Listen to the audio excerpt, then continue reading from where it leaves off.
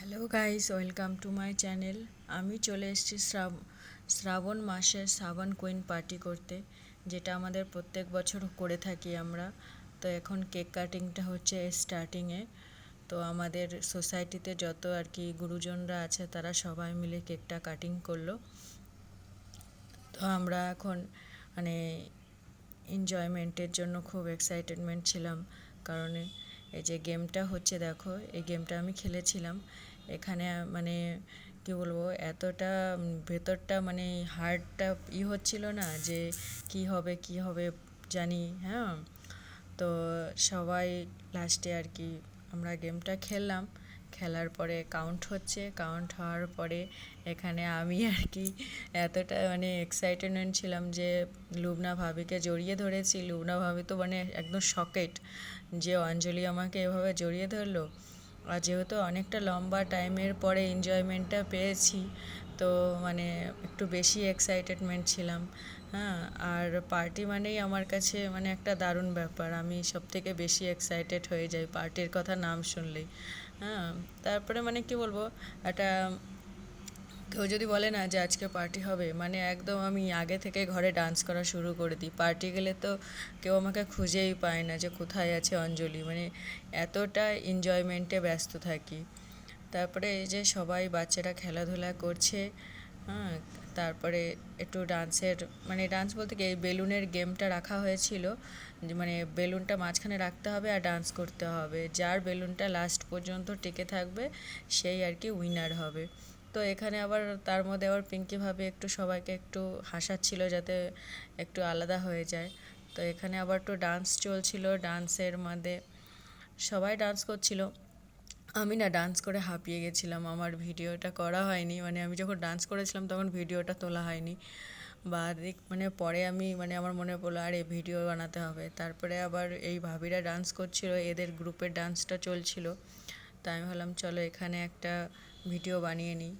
হ্যাঁ, আর এই ভাবিরা না প্রত্যেক বছর মানে ডান্স তো করবেই, আর যে যেমন পারবে মোটামুটি হেলিয়ে দুলিয়ে কোমর নাচিয়ে মোটামুটি থকে যাবে। হ্যাঁ, পরের দিন সকালবেলা বলবে আরে আমার গা ব্যথা করছে, আমার হাত ব্যথা করছে, কিন্তু ডান্স কেউ ছাড়বে না।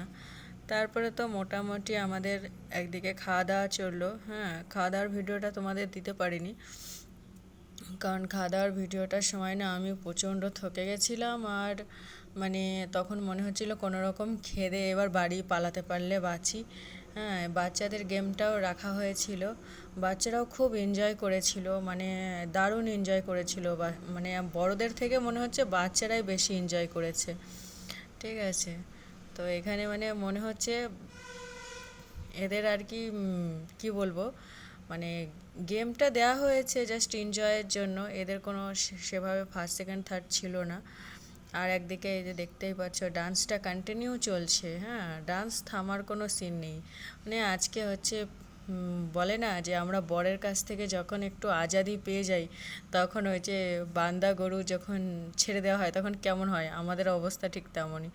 আমাদের যখনই আর কি বর থেকে ছুটকারা পেয়েছি, তো যে যার মতন একেবারে ডান্স করা শুরু। কারণ বর থাকলে তো আর বরের সামনে করা যাবে না, না, ওই জন্য আমরা সবাই মানে পেছনেই সবাই এনজয়মেন্টে ব্যস্ত। কিন্তু পরে ভিডিওগুলো যখন বরের হাতে পড়েছে তখন তো একেবারে বলছে আরে বাপরে, তোমরা সত্যি লেডিসরা যখন এক জায়গা হয় না তখন বোঝা যায় যে হ্যাঁ এটা লেডিসরা মানে লেডিস পার্টি চলছে। হ্যাঁ, তো অনেক গল্প করে ফেললাম। হ্যাঁ, তো আমরা 3টে থেকে সন্ধে 8টা অবধি পার্টিটা অ্যারেঞ্জমেন্ট রেখেছিলাম, যাতে মানে সবাই ভালোভাবে ফুলফিলভাবে এনজয় করতে পারে। এই পার্টিটা যখন ফার্স্ট শুরু হয় তখন খুব মানে কম সময় হতো।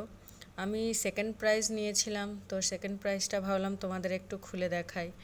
তো বাড়ি চলে এসেছি, বাড়ি চলে আসার পরে এখন মানে কি বলবো, এই যে আমি ভিডিওটা বানাচ্ছিলাম না, প্রচণ্ড থকে গেছিলাম। মনে হচ্ছিল কি যে আমাকে এখন ঘুমাতে দাও, বা আমাকে হাত পা ছেড়ে আমাকে ঘুমাতে দাও, এরকম একটা ব্যাপার।